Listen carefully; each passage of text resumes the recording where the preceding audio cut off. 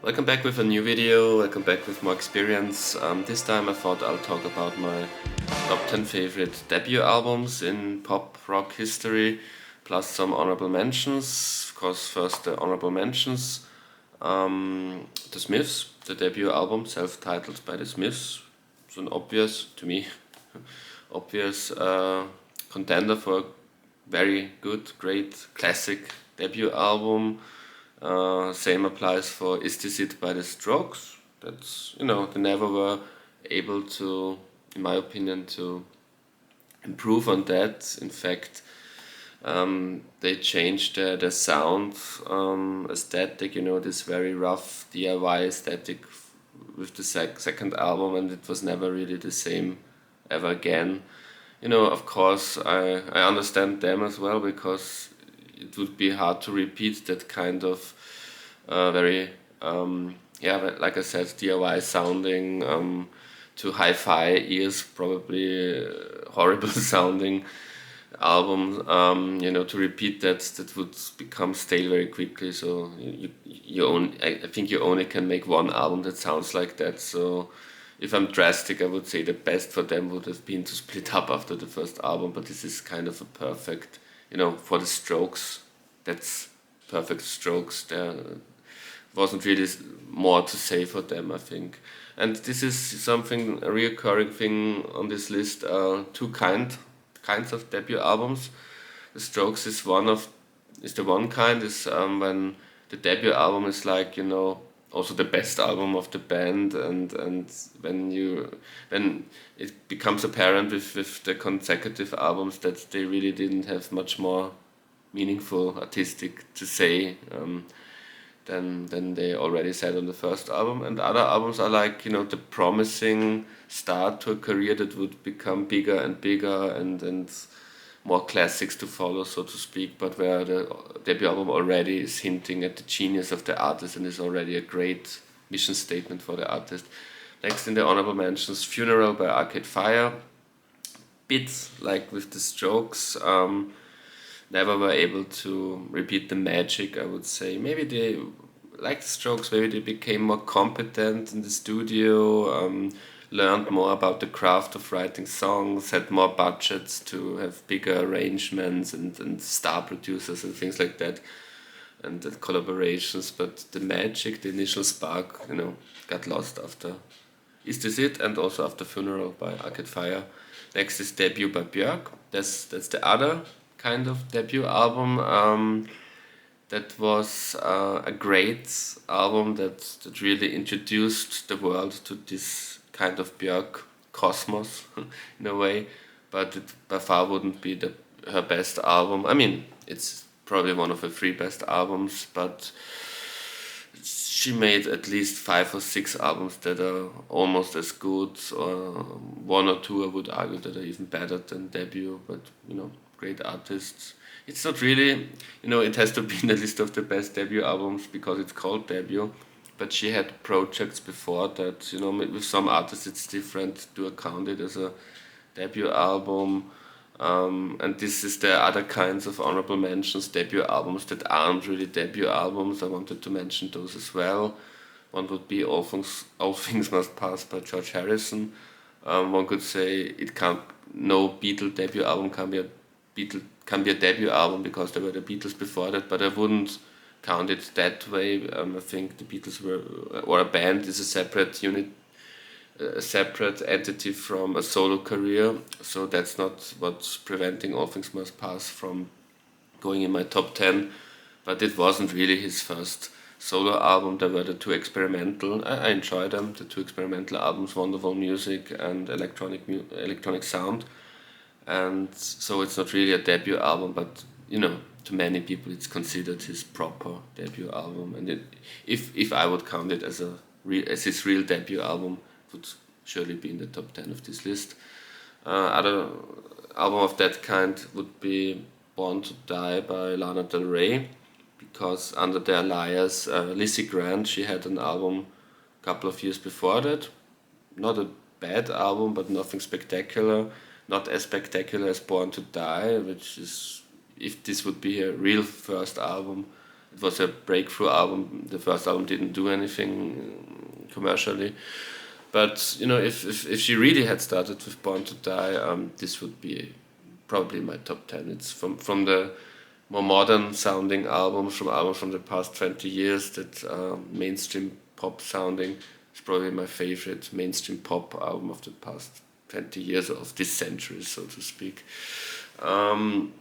Astral Weeks by Van Morrison, you know, for a long time I thought this is his debut album because it was his first big artistic statement, but of course there was an album before that which had the big hit Brown Eyed Girl on it, which wasn't really an album that he, Van Morrison, was happy with.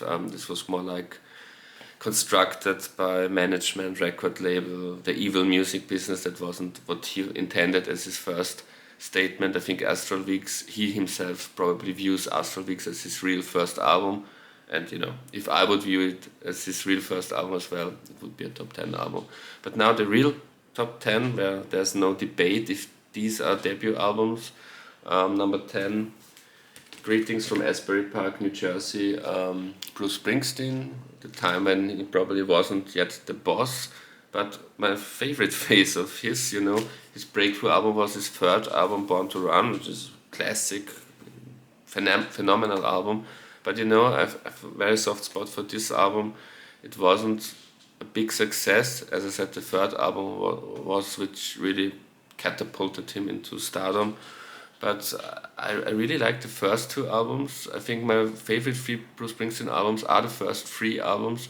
And on some days I would say Greetings from Asbury Park, New Jersey, which is this Dark Horse album in his catalog, is my favorite Bruce Springsteen album. It's his freshest, his roughest. Of course, this applies with many debut albums. The artist isn't yet as refined, but that also means there's nothing stale about it yet. There's nothing set in stone. And with Bruce, you really hear that excitement. You can hear to a band, the E Street Band, really being excited, being in a recording studio, producing an album, and the songs are really very, very euphoric. You know, some criticized that he tried too much on that album, that he wanted to be Bob Dylan, but a rock and roll artist as well at the same time. And I like that chaos of that album in a sense. It's not perfect. It's not like those perfect songs of the Born to Run album, but you know, he's trying out all sorts of things, and you know, he throws everything at the wall, and some of those things really do work. Phenomenal, in my opinion. Number 9 is Please by the Pet Shop Boys. I'm, you know, for 1 or 2 years now, I'm in a big Pet Shop Boys phase. I always liked them, but you know, my love for them, my adoration for them was never bigger than in the past 1 or 2 years. I think I would say they really, you know, they were always like a top 25 artist to me, but I would say these days they are in my top 10 favorite artists of all time. And Please is an example for an album which isn't their best album. It's maybe one of the five, 6, 7 best albums. But you know, they're so good that even if it's just the 5th or 6th best album, it qualifies as one of my favorite debut albums of all time.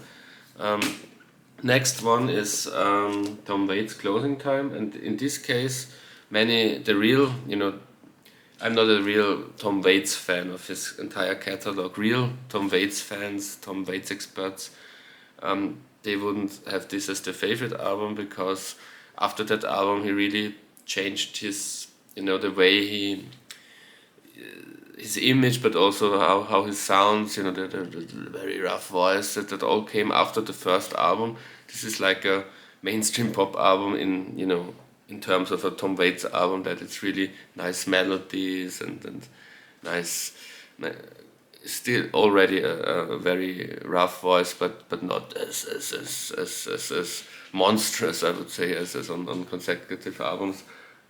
This is his the album that is the easiest to digest, I would say, and maybe most real Tom Waits fans would prefer his more experimental albums, but to me this is my favorite Tom Waits album. I think he should have made at least 2 or 3 more albums like that. I know the second and third album still have some of that in them, but you know, they're already hinting at this Tom Waits that I don't really like, I have to say. Number 7, Patti Smith, Horses. We talked about Van Morrison before. She starts her career in this album with Gloria, which is which is a song that Van Morrison's band that he had before his solo career, Them, would play and have tremendous success with. So, but apart from that, you know, also her own compositions, her own lyrics. This is great statement for a debut album, and rightfully so. She became a kind of feminist punk icon with this very early punk album. You know, this was the early days of what would later be called punk, 1975. You know, the CBGB days before the Sex Pistols and all those British bands, for example. Number 6 is Oasis, definitely maybe my favorite Oasis album. Sometimes I've talked about them on this channel, and they were one of the most important bands of my youth. I don't really listen much to them anymore these days, but yeah, but when I was a teenager, this was my favorite album, and I think still it's probably the album I've listened to most in my life. I haven't listened much to it in the past 10 years or 15, 20 years, but in the 90s, probably I listened several times a week to this album. It was like my Bible, in a way. Number 5, of course, the debut album. We're talking about debut albums here. Roxy Music, fantastic, very innovative.